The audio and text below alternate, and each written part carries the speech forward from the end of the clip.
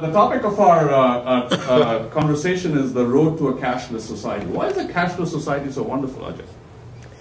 Actually, I don't know that you'll ever get to a cashless society, and I don't know that the ultimate achievement of that is what I'm talking about. I do think that the ratio of cash to electronic commerce is probably not at the level that I think is appropriate. That's what I'm referring to. So it's not that I think that one should be 0 and the other 100. I think there's a mix there somewhere.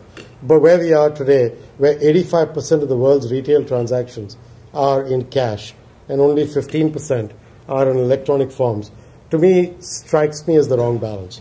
I think there are 3 or 4 reasons for that. One is that I think that the cost of cash is misunderstood to everybody.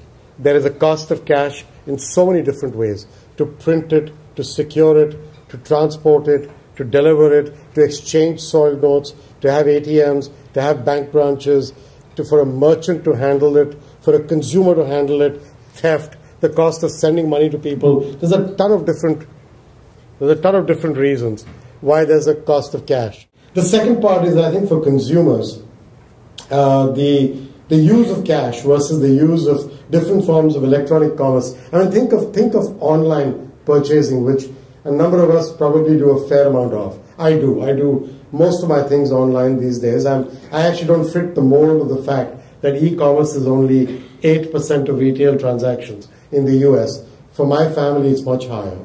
And if you think of that, you couldn't do it with cash, aside from having some very difficult model by which you've got to find a way to convert the cash into a form of payment that will work online. So I think even in terms of convenient progress of how retailing will go over the next 20 to 30 years, I don't think cash is the right way. So to me, in many different ways, cash has a cost, a physical cost, it has an inconvenience cost, and then it has a cost of what I call facilitation, which is the cost of tax evasion. It's very difficult to evade taxes in a country when everything that you do is through bank transfers and checks and credit cards and debit cards. And in fact, that's why in a number of countries around the world, when tax authorities want to improve the implementation of taxes, they start looking at your credit card statement.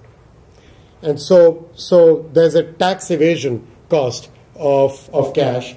And then there's the whole unforeseen cost of the facilitation, as we were talking a little while ago, of cross-border illegal activity, which only happens through cash. I mean, you can't bring drugs from Colombia to our country here, or take guns from this country to Mexico, of which there are plenty, without cash. Guns don't go back and forth, and drugs don't go back and forth in exchange for a bank transfer or in exchange for a credit card payment. There is a facilitation cost that cash provides to the economy. So in many different ways, I think cash was an instrument of exchange created 150 years ago. And while the world's economies have developed and our tastes have changed, the use of cash is still disproportionately high to what it should be for an efficient economy.